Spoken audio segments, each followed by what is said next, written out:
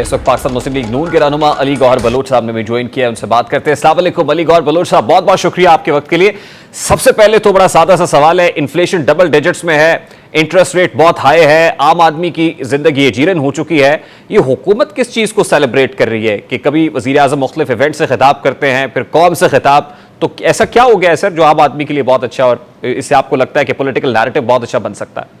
देखिए, असल में बिल्कुल सेलिब्रेशन जो हैं वो बिल्कुल होनी चाहिए। सेलिब्रेशन ठीक हैं कि जिस तबाही के दहाने पर वो इमरान प्रोजेक्ट जो कि 2013 के बाद तकरीबन स्टार्ट हुआ और जिसकी सहूलतकारी 2013 से पहले मुशर्रफ के टाइम में शुरू हो चुकी थी, उस प्रोजेक्ट को पाकिस्तान के ऊपर 2017 में मुसल्लत किया गया। उसके सियासी मुखालफिन को जेलों में बंद किया गया।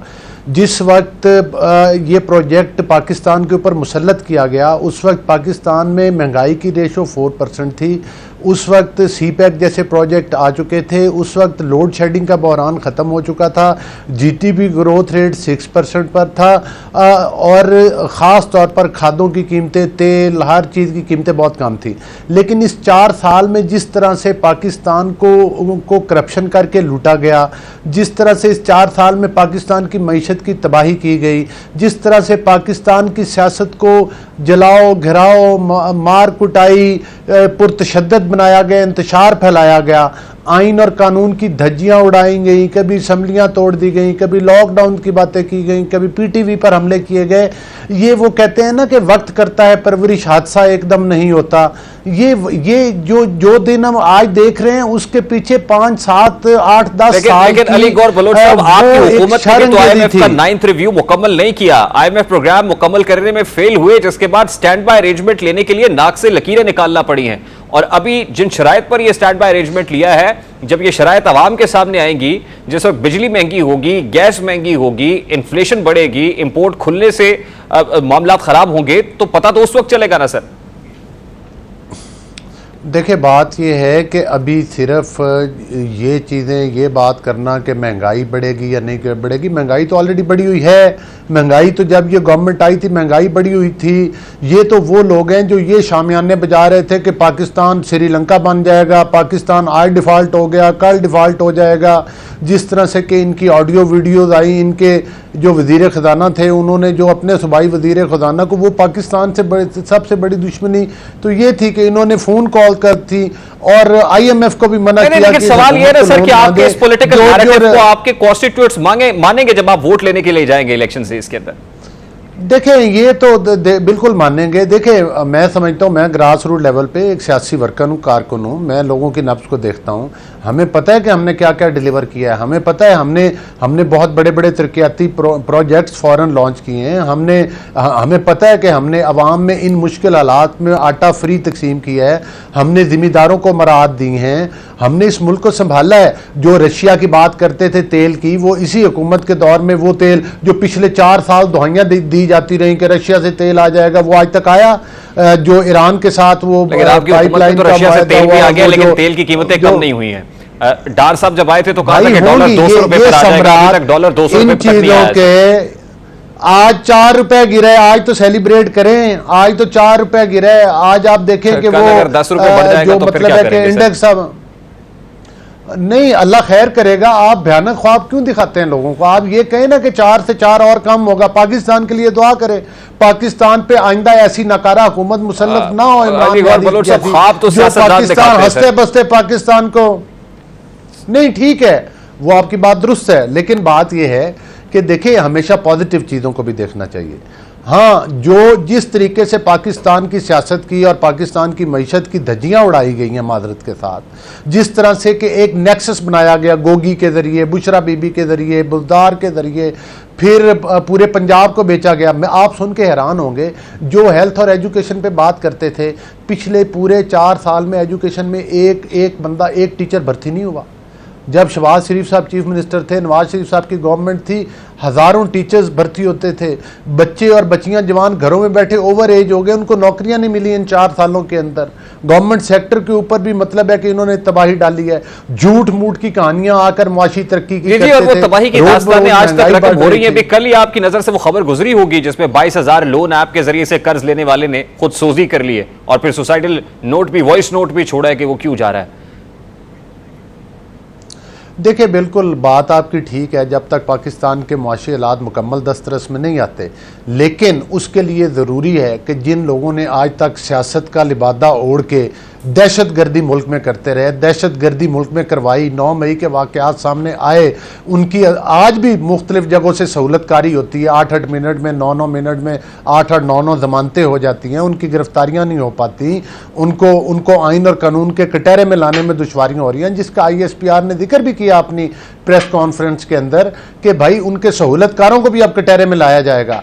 जैसे जैसे ये लोग गिरफ्त में आते जाएंगे, जैसे जैसे ये लोग जो है कटहरे के अंदर आते जाएंगे, आप देखेंगे कि पाकिस्तान बेहतरी की तरफ जाएगा। बिल्कुल नहीं हो सका, लेकिन हर वो सहूलतकार जो इनको अदालतों के जरिए बचाता है, जो इनको सजाएं नहीं दे पाता, जो 9 मई के ज़िम्मेदारान को जो है वो बचाता है, उनकी सहूलतकारी करता है, और वो लोग जो मशवरे देते थे, वो लोग जो बैकग्राउंड में पीछे रहकर पूरी इस मतलब है कि इसके हदायतकार थे इस पूरी फिल्म के, जो डायरेक्टर थे, वो कौन थे? अब उन डायरेक्टरों की गर्दनों तक भी हाथ बढ़ेगा। 2 रोज पहले शहजाद अकबर साहब ने एक इंटरव्यू दिया है और उसके अंदर उन्होंने 2 नाम लिए हैं। उनका कहना है कि उस वक्त नैब को जो चला रहे थे वो 2 लोग थे, एक जनरल बाजवा थे और दूसरे फैज हमीद थे। तो अभी तक इनसे मुताल्लिक भी कोई कार्रवाई इनिशिएट हुई है? देखिए बात यह है कि शहजाद अकबर सबसे बड़ा मुजरिम तो वो खुद है, जो कि पाकिस्तान को लूटता रहा और जिसने वो किकबैक्स भी लिए थे और फिर वो पाकिस्तान से भागने में काम, ये भी देखना पड़ेगा कि शहजाद अकबर को भगाने वाला कौन था। अब फैज़ हमीद हों या बाजवा साहब हों या कोई भी हों, जो लोग भी देखें, जिन लोगों ने भी मतलब है कि इसकी सहूलतकारी की और इमरान न्याजी की और इसने पाकिस्तान में तबाही में बचाई, आपने देखा नहीं है पाक अफवाज में कितने लोगों का एहतसाब हुआ है, किसने किया? पाक आप मुतालबा करते थे ना कि फैज़ हमीद वो लोग भी कटहरे में आएंगे, तो जल्द बाजवा फैज़ हमीद के कोर्ट मार्शल से मुताल्लिक मुतज़ाद आरात आती नहीं, आपके पास को कंफर्म करते हैं? क्या खबर है आपके पास? देखें उनका इदारा बेहतर समझता है कि कौन किस चीज़ का मुजरिम है। हम ये कहते हैं कि हर उस शख्स को, चाहे वो फ़ौज के अंदर हो या फ़ौज के बाहर हो, जिन्होंने पाकिस्तान दुश्मनी करने वाले लोगों को मुसल्लत किया, जिन्होंने उनकी सहूलतकारी की, जिन्होंने उनके ज़रिए नुकसान पहुँचाए, जो 9 मई के वाक़यात में बिल वास्ता या बिला वास्ता इन्वॉल्व थे, उन सब की जब तक गर्दनें नहीं पकड़ी जाएंगी, उन पाकिस्तान दुश्मनों और गद्दारों की, तब तक मैं समझता हूँ कि पाकिस्तान के लिए दुश्वारियाँ आएंगी।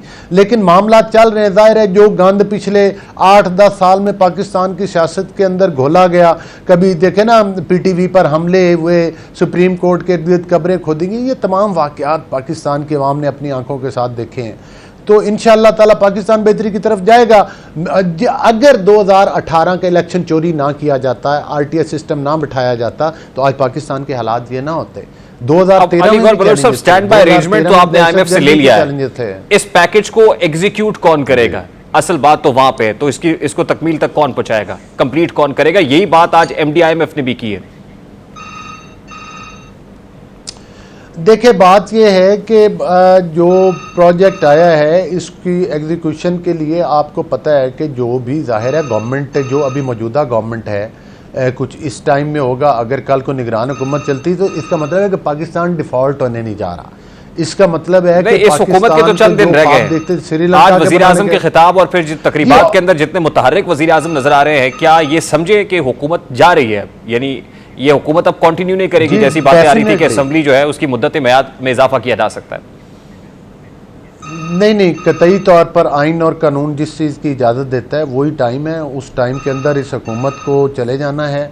वो 14 अगस्त तक ये हुकूमत चली जाएगी, निगरान हुकूमत आ जाएगी, इंशाअल्लाह मुकर्रर वक्त के ऊपर इलेक्शंस होंगे और उन इलेक्शंस के बाद जो है जो नई हुकूमत आएगी वो इंशाअल्लाह पाकिस्तान को चलाएगी। मुकर्रर वक्त तो नवंबर है, मैंडेट देंगे, मुकर्रर वक्त तो नवंबर है, लेकिन IMF कैसे डील करेगा ना कि पहले इस हुकूमत के साथ अरेंजमेंट किया, फिर केयर टेकर सेटअप आ जाए, केयर टेकर सेटअप के बाद एक नई हुकूमत।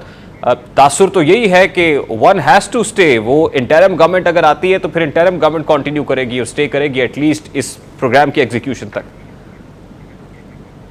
मेरा ख्याल है कि ये अफवाहों की हद तक बातें हैं और जाहिर है कि ऑब्वियसली तो फिर इलेक्शन होने ही हैं, लेकिन इलेक्शन करवाना तो इलेक्शन कमीशन का काम है, वो इलेक्शन की डेट देंगे। और अगर आपको पता है कि मैक्सिमम जो इलेक्शन है वो नवंबर के महीने तक ही आगे जा सकते हैं, या 30 डेज़ के अंदर होने हैं या 90 डेज़